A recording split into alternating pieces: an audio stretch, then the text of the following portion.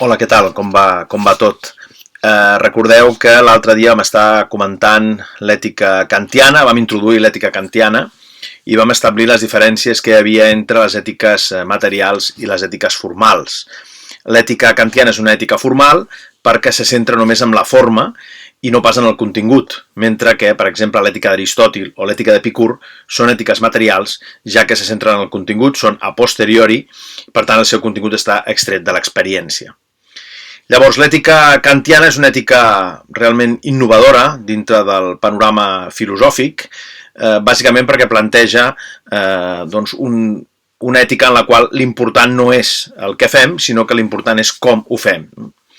Llavors, com totes les ètiques materials són empíriques, són hipotètiques en els seus imperatius i a més són heterònomes, per tant la llei moral en ve donada de fora, i com que una ètica universal i racional no pot ser empírica, sinó que segons Kant ha de ser a priori, per tant una ètica a priori vol dir independent de l'experiència, per això des d'aquest punt de vista diríem que l'ètica kantiana és fortament racionalista, i evidentment els seus imperatius no poden ser hipotètics, per tant no es poden basar en si vols bé fes A, sinó que han de ser categòrics, s'han de basar simplement en fes A.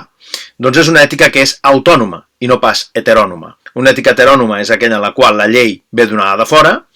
Per exemple, si jo vaig a 120 per autopista, puc anar a 120 per autopista perquè tinc por que em posin una multa. Si ho faig per això, evidentment, la meva conducta és heterònoma, perquè faig això perquè tinc por que em castiguin. Kant diu, he d'anar a 120 per autopista, no perquè sigui, evidentment, perquè tingui por d'un càstig o perquè tingui por d'una multa, sinó que he d'anar a 120 per autopista perquè és el meu deure, perquè és el que he de fer. He d'anar a l'escola perquè és el meu deure, no perquè vull aprovar. L'objectiu seria aprovar, aquesta és una conducta interessada. En canvi, si ho faig perquè és el meu deure, és una conducta desinteressada. Per això, quan parlem de l'ètica kantiana, diem que és una ètica buida de contingut, perquè no estableix cap fi o cap bé que hagi de ser perseguit, no ens diu el que hem de fer, sinó que ens diu com hem d'actuar. Per això, Kant diu que un ésser humà actua moralment quan actua per deure. Què vol dir actuar per deure?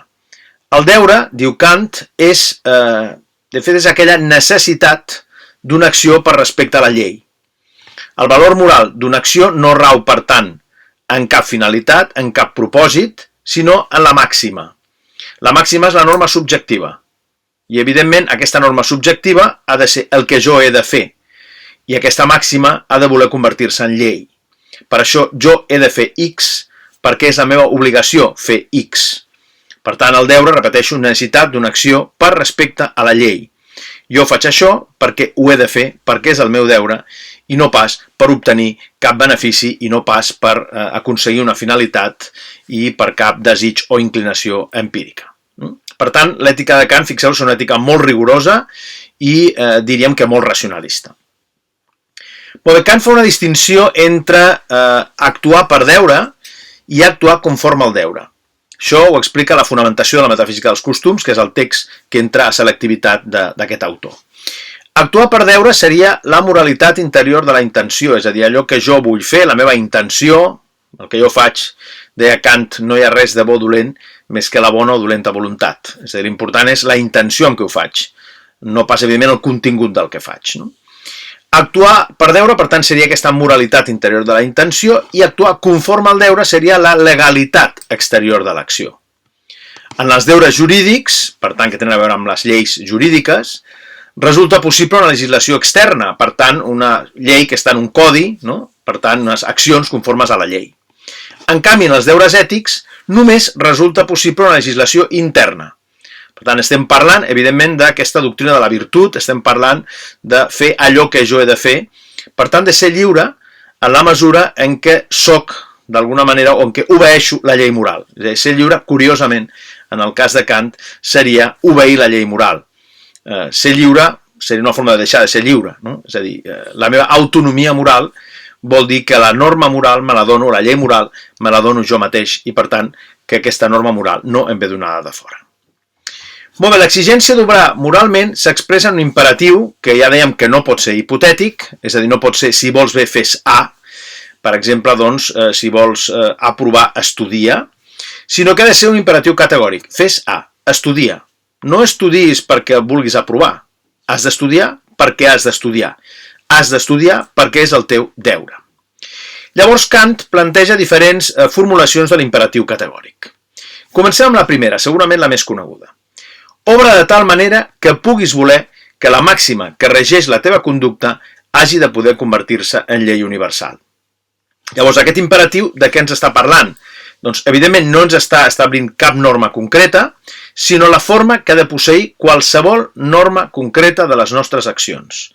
És a dir, les màximes. Jo puc tenir una màxima que diu, doncs jo he de dir sempre la veritat. He de dir sempre la veritat. Això ho puc universalitzar? Doncs sí, evidentment puc voler que l'altre també digui la veritat. Puc voler que una tercera persona digui la veritat, que una quarta persona digui la veritat, etc, etc. En canvi, si jo dic, doncs, podem mentir perfectament. Si jo dic això i converteixo la meva màxima en la meva norma, aleshores, doncs, puc voler que una altra persona menteixi, per tant, que una altra persona em menteixi. I està clar que això no ho puc universalitzar. D'aquí que la posició de Kant respecte a la mentida fos molt, molt rigorosa. Ell considera que no s'havia de mentir, perquè evidentment mentir implicaria aquesta negació d'aquesta formulació de l'imperatiu categòric. Per tant, qualsevol màxima, qualsevol norma subjectiva, norma que em dono jo, ha de ser d'una manera que el subjecte pugui voler que esdevingui llei universal. És a dir, que aquesta norma que jo em poso he de voler que qualsevol altre, en les mateixes condicions que jo, pugui complir. D'acord? Per tant, aquesta seria la primera formulació. És a dir, la màxima de la meva conducta de voler que es converteixi en llei universal. Hi ha també una segona formulació de l'imperatiu categòric. Aquesta és una formulació segurament més fàcil d'entendre que la primera. Diu, obra de tal manera que facis servir la humanitat tant en la teva persona com en la de qualsevol altra, sempre com un fi i mai merament com un mitjà. Aquesta formulació clarament mostra el seu caràcter formal, per tant es basa en la forma, l'exigència d'universalitat de que tothom també la compleixi, és a dir, prendre l'altre com un fi vol dir tractar-lo com una persona, no tractar-lo com un objecte, no objectivitzar-lo. Per tant, evidentment, tractar l'altre com un fi, bàsicament és no utilitzar-lo. Està clar que hem d'actuar de tal manera que mai no faci servir l'altre com un mitjà per als meus fins egoistes, sinó sempre com un fi. Utilitzar l'altre com un fi és respectar-lo. Utilitzar l'altre com un fi és estimar-lo. Això ens recorda aquell manament que deia estima el proïsme com a tu mateix. No? És a dir, estimar el proïsme com a un mateix és tractar l'altre com un fi. És a dir, tractar l'altre com voldria que em tractessin a mi i no pas tractar l'altre com un objecte o tractar l'altre com una mercaderia. Per això diem que l'ésser humà no pot ser una mercaderia i que l'ésser humà té dignitat. Aquest concepte és fonamental. És a dir, l'ésser humà té dignitat, no preu. L'ésser humà no és un objecte de compra-venda. L'ésser humà no ha de poder ser utilitzat, ni ha de deixar-se utilitzar, sinó que l'ésser humà ha de ser tractat sempre com un fi, per tant, ha de ser objecte de respecte, objecte de la màxima consideració possible. Per això, doncs, l'ètica de Kant és una ètica molt rigorosa, en la qual, evidentment, és l'ètica en la qual la moral va més enllà de la llei. Si jo dic, per exemple, que no hem de matar, òbviament no hem de matar no perquè hi hagi una llei que et digui que no has de matar, sinó que no hem de matar perquè no és propi de les persones matar. És a dir, l'ésser humà no ha de matar. Encara que no existís una llei que ho sancionés, evidentment l'ésser humà no hauria de matar. Fixeu-vos el rigor important que té aquesta filosofia moral. I una tercera formulació de l'imperatiu categòric que diu: obra com si per mitjà de les teves màximes fossis sempre un membre legislador en un regne universal dels fins. Això què vol dir? Que les persones estan obligades a actuar sota un seguit de principis que una comunitat racional hauria d'acceptar com a lleis. És a dir, com si fossin lleis, no? És a dir, hem d'actuar a través d'uns principis que els altres podrien voler que fossin lleis i per tant que es convertissin també en lleis universals. S'assembla molt a la primera formulació. Cadascun dels individus només acceptaria aquelles màximes que poguessin aplicar-se a la humanitat, en la qual tots els seus membres es tractarien com a fins i mai com a mitjans. Per tant, combina la primera formulació que hem vist i la segona formulació, és a dir, la que parla de tractar l'altre sempre com un fi i mai merament com un mitjà. I això aplicat des d'un punt de vista, diríem, sociopolític, no? Des d'un punt de vista de les relacions col·lectives.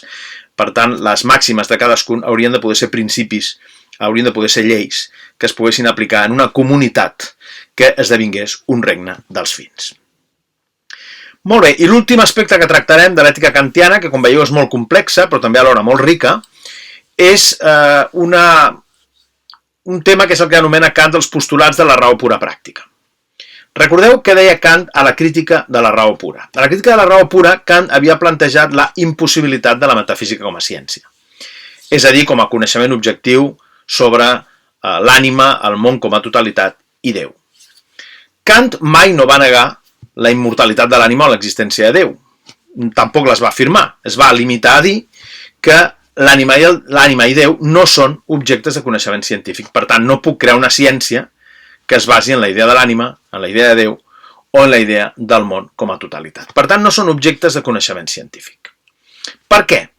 Doncs perquè, evidentment, el coneixement científic es basa en aplicar les formes a priori, aplicar les categories als fenòmens, i està clar que l'ànima i Déu no són fenòmens, per tant, perquè no venen donats a través dels sentits o a través de l'experiència. Molt bé, a la crítica de la raó pràctica parla d'aquests conceptes o de conceptes similars i els aborda d'una forma molt més positiva. Llavors parla de 3 postulats de la raó pura pràctica, que són la llibertat humana, la immortalitat de l'ànima i l'existència de Déu. Què és un postulat? Un postulat és una proposició no demostrable. No es pot demostrar, però la suposem o la pressuposem com a condició de la moral. Per exemple, l'exigència moral d'obrar per respecte al deure suposa la llibertat. És a dir, si no pressuposem la llibertat, no té cap sentit la moralitat. És a dir, jo no puc dir que sóc responsable d'una acció si no sóc lliure. Si no sóc lliure, clarament no sóc responsable, sinó que estaria determinat, seria com una mena de titella i aleshores no podria actuar de forma lliure. Repeteixo, sense llibertat no tindria cap sentit la responsabilitat moral, ni les idees de pecat o de culpa. No se'n pot culpar, no se'n pot responsabilitzar si no sóc lliure. Per tant, hem de pressuposar que som lliures. Aquesta és la idea, és la llibertat humana. No sabem realment si som lliures. Podem ser lliures o podem estar determinats. No ho sabem. Però perquè hi hagi ètica, perquè hi hagi moral, cal pressuposar la llibertat.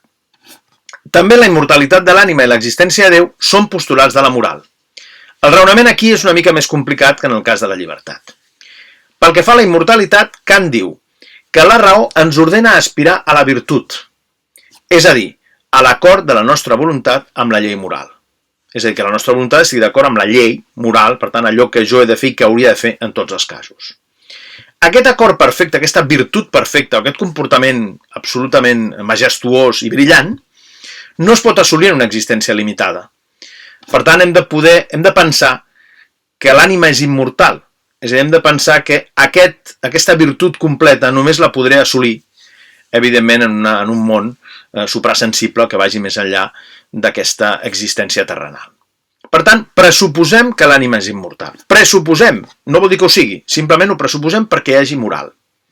I pel que fa a l'existència de Déu, el filòsof afirma que el desacord que trobem en el món entre l'ésser i l'haver d'ésser, és a dir, entre com les coses són i com haurien de ser, exigeix l'existència de Déu com la realitat en què el ser i l'haver de ser s'identifiquen.